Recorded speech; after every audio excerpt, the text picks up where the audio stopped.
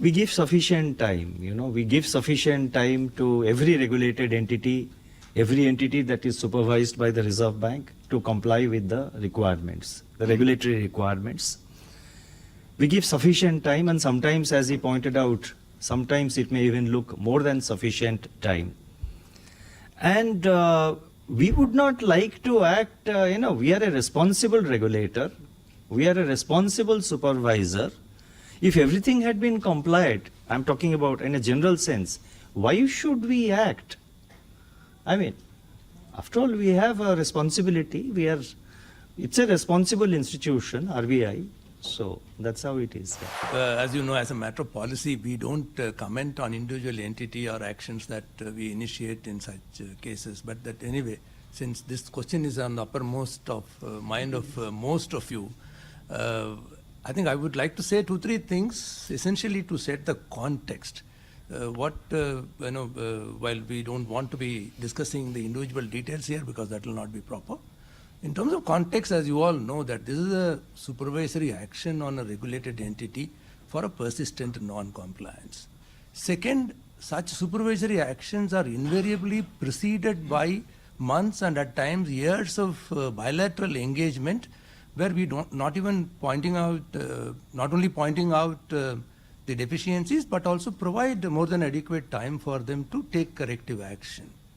Third, of course, is in terms of, as a regulator, it's incumbent upon us to protect the interest of the ultimate consumer and thereby protecting the stability of the financial system. So these actions have to be seen in that particular context.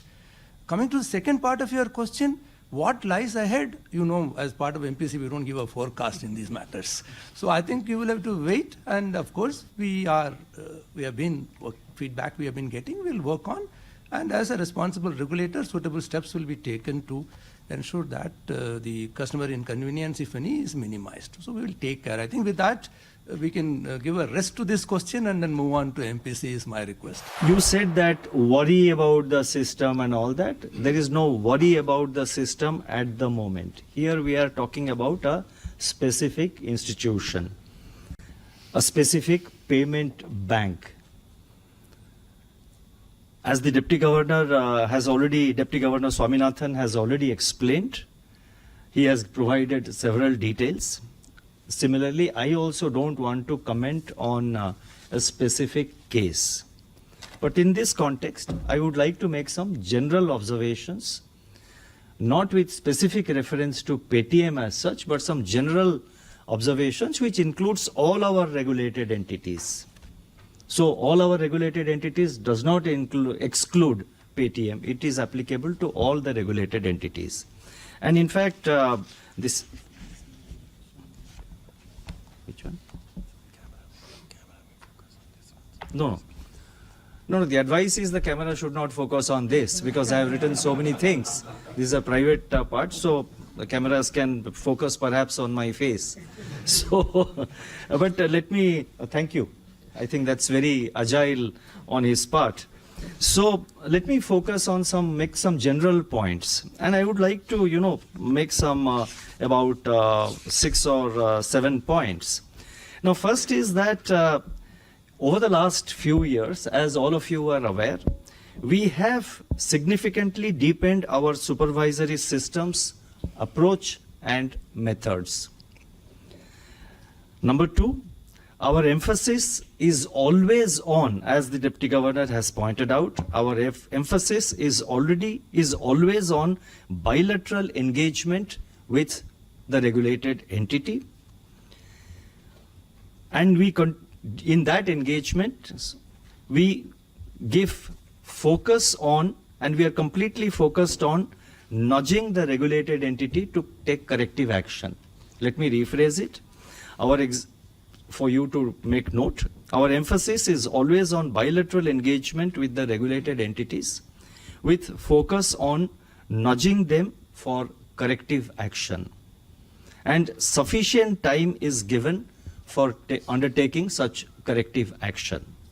The third point, when such constructive engagement which we undertake, when that does not work, so when such constructive engagement does not work, or when the regulated entity does not take effective action, we go for imposing supervisory or business restrictions. Number 4, such restrictions which we impose are always proportionate to the gravity of the situation. Please take note that such restrictions are proportionate to the gravity of the situation. Number 5, all our actions, being a responsible regulator, being a responsible supervisor, all our actions are in the best interest of systemic stability and protection of depositors or customers' interest. These aspects cannot be compromised. Individual entities should be mindful of these aspects for their long-term success.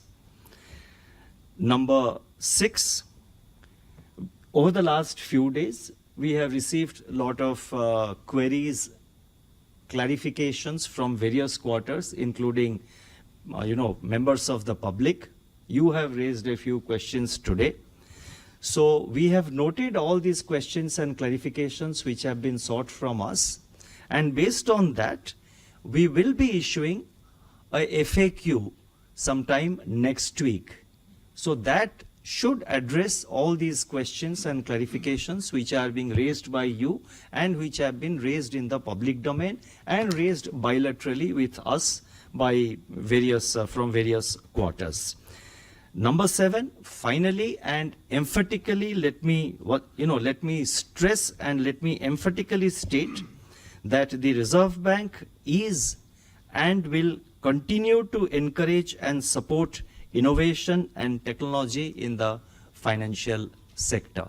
Let there not be any doubt about Reserve Bank's commitment to promote fintechs, to promote innovation, to promote technology in the financial system.